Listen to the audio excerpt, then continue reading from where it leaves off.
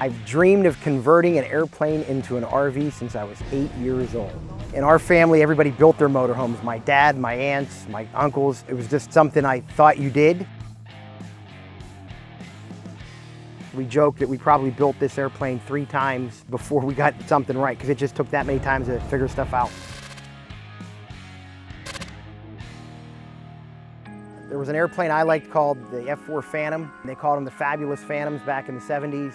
My wife likes flamingos, and that was kind of her idea. So Fabulous Phantoms became the Fabulous Flamingo, and that's where she's at today.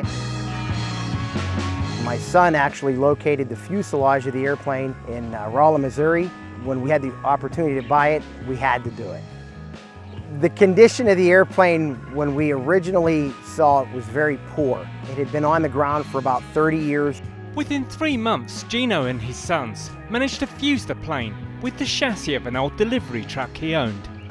The process that we used to merge the two was very hillbilly scientific. We pulled the truck next to the airplane while the airplane was on a flatbed trailer, and then basically took measurements, started cutting it, and then we would set the airframe onto the chassis and see what else we needed to do. It's exciting and challenging. Every day it was just fun. The plane Gino adapted was a 1943 Douglas R-4D. Originally flown by the Navy in South America, the FAA then bought it to use as a test plane before a tornado put it out of action. It took about a year to get the vehicle roadworthy and another 2 years to fine-tune the details.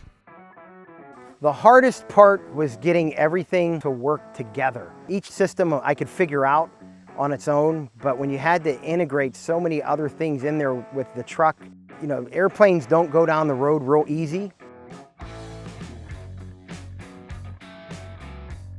These fenders are the actual engine cowlings off of this airplane.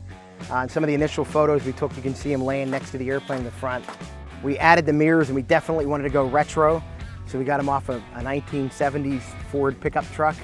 The logo that's on the side of the airplane was the FAA logo, since they were the last operators of the airplane.